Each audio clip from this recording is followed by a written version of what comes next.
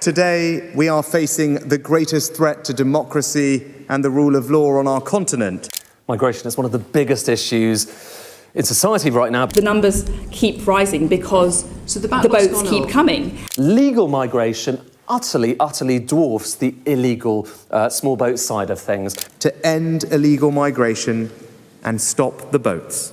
That if you come here illegally, you will be detained and swiftly removed. In the past 10 years alone, Britain has been crumbling beneath the weight of an economic strife, a cost of living crisis, a collapsing healthcare system, and an avalanche of political failures. Now, though, Britain is also faced with an uncontrollable reality that could destroy it entirely.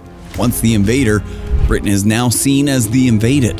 But this narrative only tells part of the story. Welcome to Living History. Immigration has been a cornerstone of Britain's economic development, particularly noticeable since the middle of the 20th century. In the aftermath of World War II, Britain turned to nations within the Commonwealth, countries like India, Pakistan, and the Caribbean islands, to address critical labor shortages. The British government's recruitment efforts brought thousands of skilled workers to shore up key industries, such as healthcare and public transport. This strategic move was vital in powering the nation's post-war recovery and subsequent economic expansion. Today, the role of immigrants in Britain remains crucial. Many sectors continue to experience a shortage of domestic workers, including healthcare, agriculture, and hospitality. Immigrants not only fill these essential roles, but also propel the economy forward by boosting productivity, fostering entrepreneurship, and making Britain more competitive on the global stage. But of course, there's another side to every coin. Immigration also presents undeniable challenges to the British economy and society. With undocumented migration to the UK on the rise in recent years, there is a growing fear of the impact that this is having on the country. Just consider this. In recent years, concerns have been raised about the impact of immigration on wage levels, particularly for low-skilled workers. Some studies suggest that an oversupply of labor due to immigration may lead to lower wages in certain industries, exacerbating income inequality and posing challenges for native workers. That, though, is just the tip of the proverbial iceberg. Immigrants also face significant challenges of their own, including social cohesion and cultural identity. While immigration has enriched British society by bringing diverse perspectives, customs, and talents, it has also presented the reality of struggling to integrate and a naive idealism of cultural cohesion. Of course, instances of successful integration can be found throughout British history. For example, the 50s and 60s saw an influx of immigrants from former colonies in South Asia. Despite facing initial discrimination and challenges, many members of this community made significant contributions to British society, enriching its cultural landscape and fostering a sense of inclusivity. But it hasn't always been smooth. Language barriers, socioeconomic disparities, and cultural differences have hindered cohesion in some communities. Instances of social isolation and ethnic enclaves have surfaced, sparking increasing tension between communities and leading to debates about just how much immigrants should or can assimilate into British culture. The changing demographic landscape of Britain reflects these complexities. Britain has become more ethnically diverse, which in turn has reshaped its cultural identity. The transformation has prompted introspection about what it means to be British and has led to discussions about multiculturalism versus assimilation. However, the rising popularity of extreme right parties and anti-immigrant sentiment highlights the underlying frustration of Britain's natives who are increasingly pinpointing immigration as the cause. Just think, for example, of some of the front pages of right-wing tabloids on any given day, and you'll see easily enough what lurks beneath. But part of this isn't just sensationalistic headlines to sell bad papers. Consider healthcare.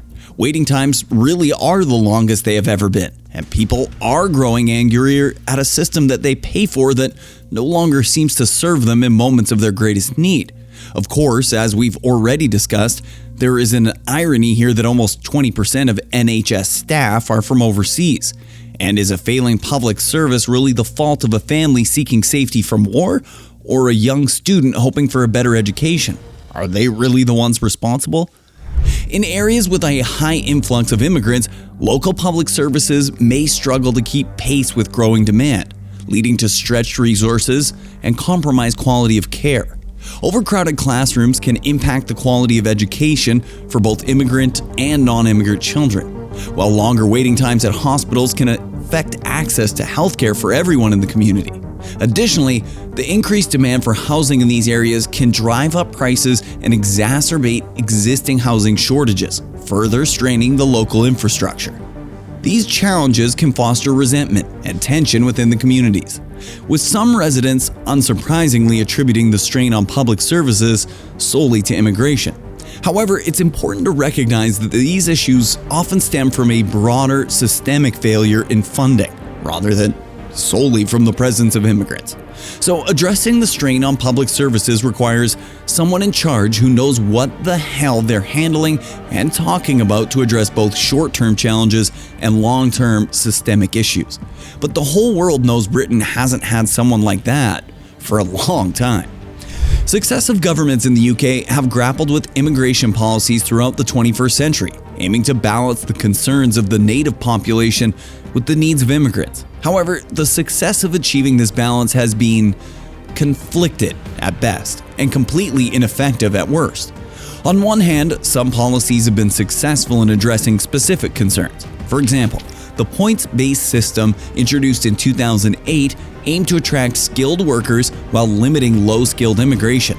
Similarly, reforms to family migration rules have sought to prioritize spouses and children, promoting family unity.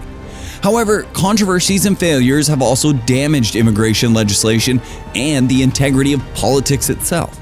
The Windrush scandal exposed the unintended consequence of hostile environment policies, leading to wrongful detentions of Caribbean immigrants and the deportations of long-term residents. After living legally in the UK for decades, they face severe repercussions due to changes in immigration laws and a lack of documentation proving their status. Additionally, attempts to reduce net migration targets have faced criticism for the economic impact and implications for sectors reliant on migrant labor, such as agriculture. In particular, the UK's push to deport immigrants to Rwanda has been a subject of controversy and scrutiny. Despite Rwanda being deemed a safe country by Parliament, concerns over the safety and welfare of individuals being sent back have not gone unnoticed. Some argue that deportation to Rwanda could expose individuals to the same risks they have escaped, such as persecution or human rights abuses. Additionally, questions have been raised about the transparency and fairness of the deportation process, particularly around the assessment of individual cases and the provision of legal support for those facing removal. Locking people on a do-it-yourself shopping container didn't exactly instill hope either, costing more than £22 million of taxpayers' money. So it's not surprising that immigration has evolved into a deeply polarizing issue within British politics, exerting significant influence on party strategy, public opinion, and voter behavior. Having to choose between two bickering siblings, parties, has influenced society beyond the voting booth, with individuals gravitating towards parties that align with their views on immigration as a solution or problem, on security and sovereignty or diversity and inclusivity.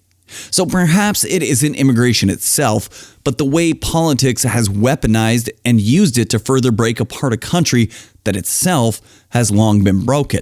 For deeper insight into the real reasons the UK is collapsing, check out our next video linked here.